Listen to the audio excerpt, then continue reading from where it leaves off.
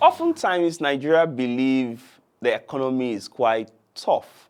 And because of that, why would you talk to them about personal finance? Why would you want to talk to me about saving and investing and multiplying my money when I'm just struggling to eat, have a daily bread? Today, the conversation is going to tilt around how do you manage that and what do you need to do to become much better. Hello, Your Excellency. It's the Money Mindset with Razak. How are you? And I've got a guest in the house today. It's going to be quite interesting because my guest is a coach of coaches. I've got Coach T, popularly called Coach T in person of Tobori Olumoyewa, as a guest with me. She's joining virtually. Hi, Coach T. Hi, Razak. Hi, everyone. Thank you for inviting me. Yeah, thank you very much. So, Coach T, let's start from what's the challenge? Is it that it is not the right time for people to do anything, looking at how the economy is tough, inflation high, people struggling to make money? What's it like? I mean, I'm really talking today on behalf of people who are earning very low or middle class citizens. Yeah, so, Razak, the truth is, when it comes to personal finance, I like saying to people that it's never going to change. It's always going to be a case of what I'm earning is barely enough, or what I'm earning is enough for me, but not enough for my family and extended family, or it's enough for just me and my family, but not enough to help the world. In other words, our finances are always going to be limited. Now, every generation has a feeling or a belief that things were toughest for them. They keep referring to the good old days. But I'm here to remind them that I was there in the good old days. Our fathers, at least my father, kept telling me that when the economy improves, he will buy me a bicycle. I remember. Mm. When the economy improves, he will buy me a bicycle. However, he died almost 20 years ago. The economy never improved because I didn't get my bicycle. Today, we're out shouting when the economy improves. And we're telling our children when the economy improves, we'll buy you this or that. So you see that it never seems to be that we ever have enough. That's our Mm. reality, which is why personal finance remains important. Whether you think you have or you think you do not have, it doesn't matter. If you do not follow the principles, down the line, you will get punished for it or you'll pay the price. That's quite deep. I mean, because what you make as you're speaking, I was just thinking this is true. I mean, many years ago, people would tell you, "Oh, the economy was used to be this." Many years ago, we bought Mercedes at this amount, and it seems it's never going to be better. I mean, not that it's not getting better. It just means every generation will keep complaining. But let's start from somewhere. That person watching you and I listening to this podcast now, where should people start first? I mean, I'm a middle class, I earn low, or what I'm earning is just enough for me, or what I'm earning is just enough for me and my family, I can't even support others. I mean, where should people start when we talk about this conversation around personal finance? So for me, the first place, and it's always a good place to start, is the place of knowledge. Do you even know what it is you're fighting against? Do you know what is in your hands? Do you know what is chasing you? Because these three parameters will typically determine whether you sit pretty, whether you run, or whether you run fast. These three Can you things. take those Because 3 points again, Coach T? Can you take so those 3 points? I like to ask people, do you know, first of all, do you know what you're chasing? Do you know what is chasing you?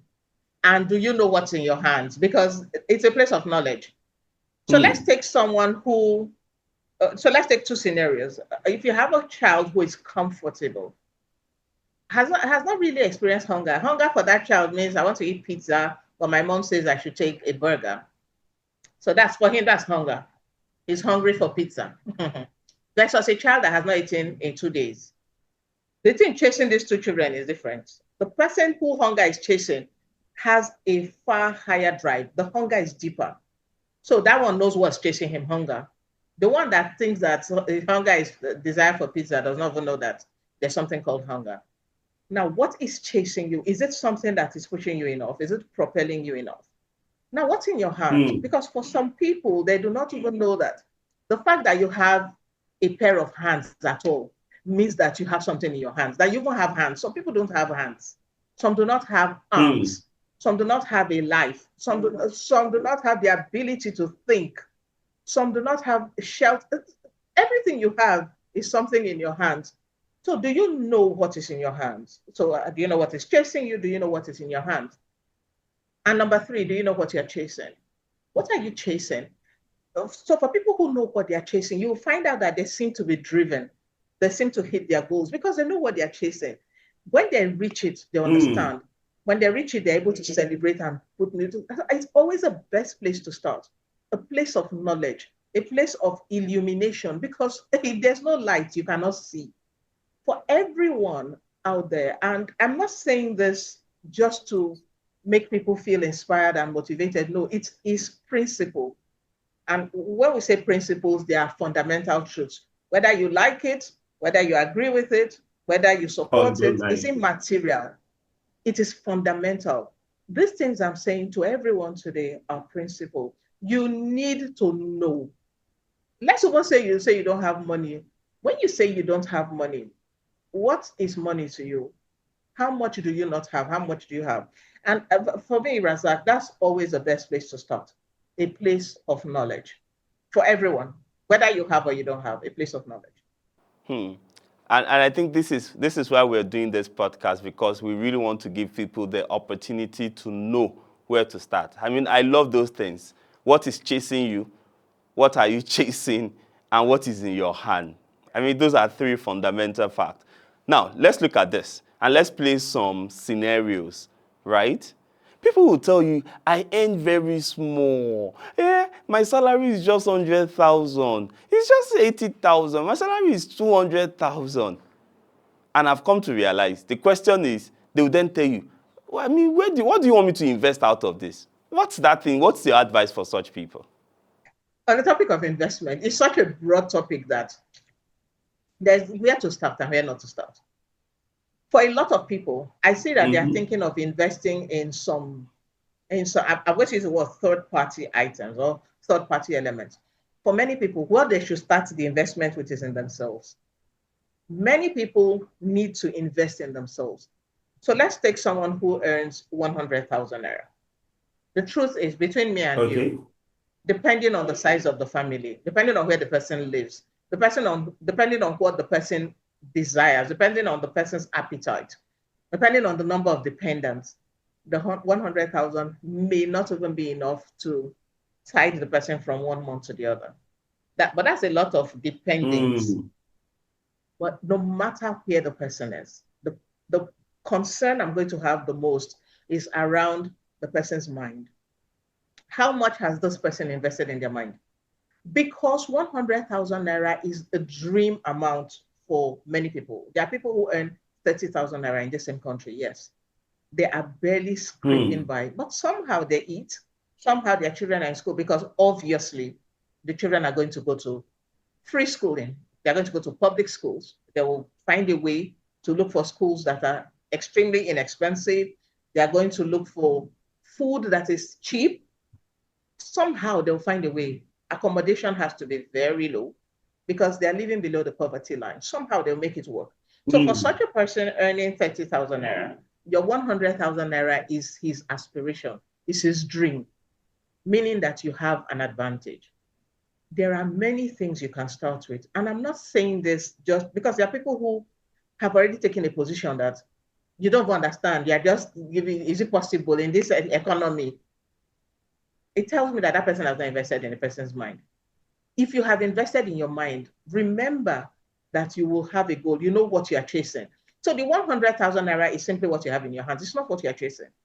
What you are chasing is bigger. And I'll give an example. Let me get very practical now. Yes, let's be practical with real life example. What is in my hand? What am I chasing? And what is chasing me? For example, a driver. I've had a driver who earned about 100,000 naira before. But now, what does he do? When he receives the 100,000 naira, typically he will take the 70,000 naira and hand over to the wife as family occupation. So that money, as far as it's concerned, is for the family. how you sort yourself out, because the wife is a better manager of funds, right? So he hands over the 70,000 naira from her. The 30,000 naira on top, in his mind, that is his real salary. Now, what does he do? He does not eat at home because he knows that what he has provided is not enough to eat at home. Every time we go out, if there is a meal pack, he settles down and eats the meal. If there's a snack, he takes the snack. Sometimes you'll find out that when they share, because I'm a speaker and people constantly give me food. When they give me food, most times I don't eat. When I give him that pack, he hardly eats it. He will pack it, take it home. Sometimes that forms his meal for the next day or for the children to somehow. He is very conscious of the fact that all he has is 30,000 naira, which is 1,000 naira per day.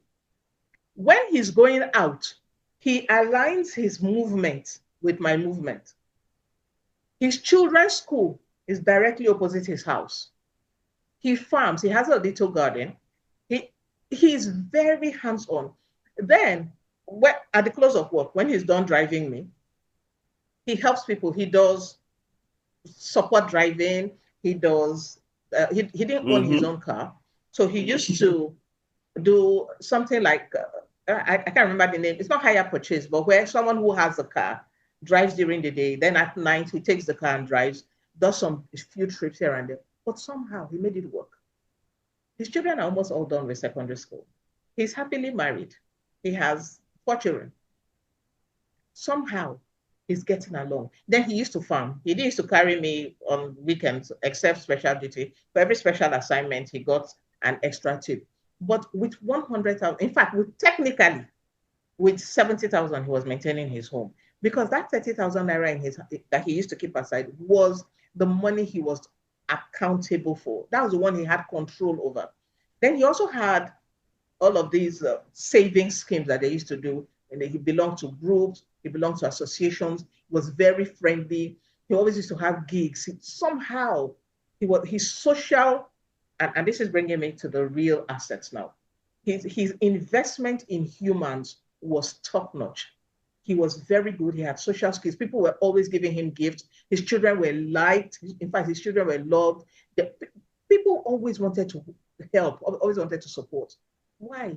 Because he invested in himself, he invested in his character, he invested in his personality, he invested in the quality of children he had. It made the burden a lot easier. So for everyone who has just a little, if you are, let's take most of the least paid jobs are cleaning roles in some small businesses.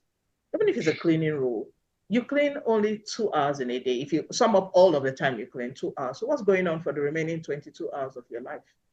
What are you doing? Are you learning a new skill? Are you understudying somebody? I've seen people grow from cleaners to become security guards, from security guards to become what we used to call direct sales agents, from direct sales agents to become core staff, and then grow along the manager line. From cleaners, from being cleaners, what did they used to do? You're a cleaner, help me make photocopy. They put their eyes down. So if I get you right, Coach T, it's clear that one of the things you are really saying, if I get you right, Coach T, it's clear that one of the things you are really saying is that the first place to start from is investing in yourself, investing in your mind, investing in your capacity to grow. Because what is in your hand is the current thing you are earning. And what is chasing you? Or what are you chasing? I mean, because it's all about your dreams and your goals and the personal drive that is pushing that. But if we look at it from those two areas, which now, I mean, I've got money, I'm not really earning much, I'm now investing in myself. Let's also look at, so that we are balancing it, those, for example, who are currently working, but they just want to earn more. And they want to start something, they want to start a side hustle, they want to start a business. They are just confused. And they are really asking, what should I do?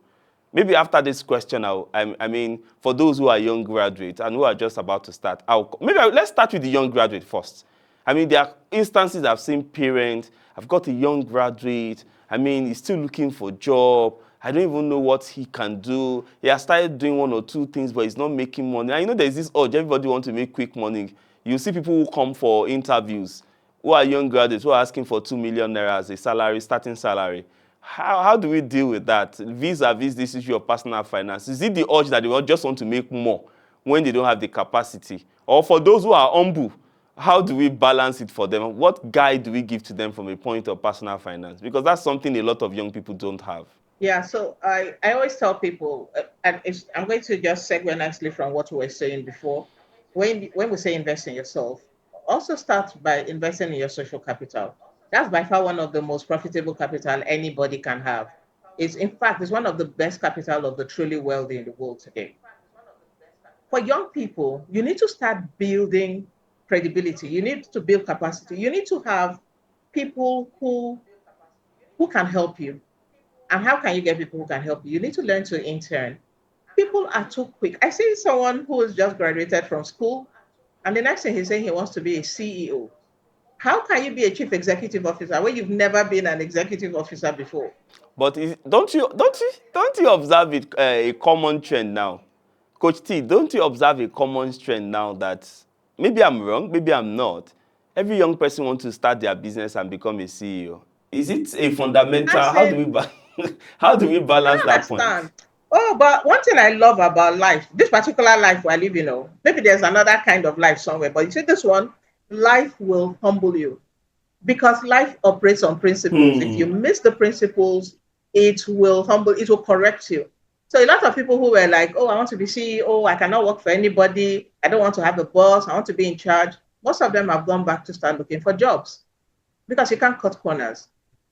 To stay in the grind and own your own business, run the business profitably is hard work.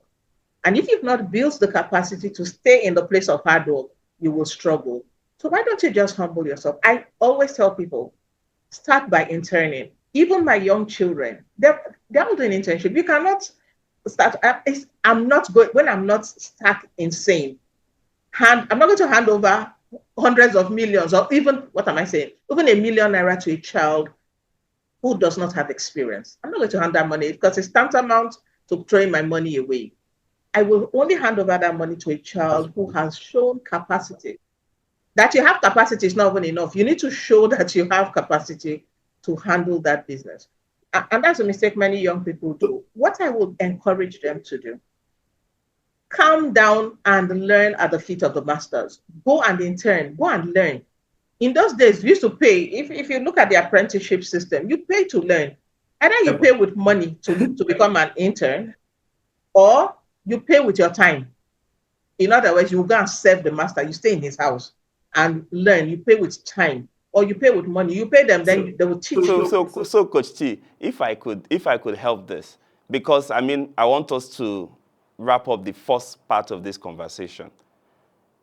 What would be the top three things you would tell that parent who is listening now on behalf of his or her child who is just a young graduate, or that young graduate, or even maybe the person has graduated 2, 3, 4, 5 years ago, who is still struggling to start, or they've started something, they just want to do better with their finances? What would be that three things you would tell them? And maybe on the second episode, I'll come back and start talking about those who have started working and they want to start a side gig. So let's deal with those who are just young graduates now, so that we wrap up this first part of the conversation. Awesome. So thanks again, Razak. If you are a parent and you have a child in your care, when I say child, I don't mean a very young child. If you have a child in your care, if the child is already earning something, even if it's pocket money, I'm sorry, out of that pocket money, teach the child to save. Let that child understand that what he has is a destination for many people. So even if it's 10,000, let the child learn to save, even if it's 10%. Teach the child the ability to put aside from the little they have. That's the first duty you owe the child. For a child that is already earning, for a child that is not yet earning, let the child understand the value of work. It is not all work that is paid by salary. Some is by experience, some is exposure, some is capacity. But teach the child the capacity to work. For me, for my children, I have a son, he's my only son. I sent him to go and learn welding. welding. When people saw me, they were screaming. I said, yes, there's nobody in my family who is a welder. That is that's one thing I cannot. I know of many things, but I can't teach him that. So I want him to go and learn something that I cannot teach him. And he learned the discipline of being a welder. Let your children understand the place of work. It is not from the beginning you start earning money. We need to get rid of this whole I want to make money thing quickly. So the first one, teach the child how to save from the little they have. The second one, the dignity of work. And then the third thing, if there is no work, they should learn to create work. The world is, in fact, our entire universe is built on the principle of value chasing value. If they have identified a need, they should provide a solution to that need. The world is full of needs. Please don't tell me you've not seen anything. Your neighbor's car is dirty. Go and wash the car. You will get paid. Your neighbor's pet is hungry. Go and feed the pet. Your neighbor travels looking for who will keep the pet. There are many things. There are things to do. Go and offer your services and you will get paid if you have the ability. Of these three things, there's no way you will do all three and your life will remain the same. We need to stop painting castles in the air and start bringing our eyes down. Build. I'll wrap up by saying this, Razak. What grows up stays up, but what goes up comes down. So let's learn to grow up and stay up. Amazing. Amazing, amazing, Coach T. Thank you very, very much. And I'm sure you listening right now, that you were asking yourself, where do I start? And probably maybe you're working and you're thinking, what do I do aside to earn more money? Then you have to come back next week and watch the next episode. It's the Money Mindset with Razak. How are you? Hello, Your Excellency.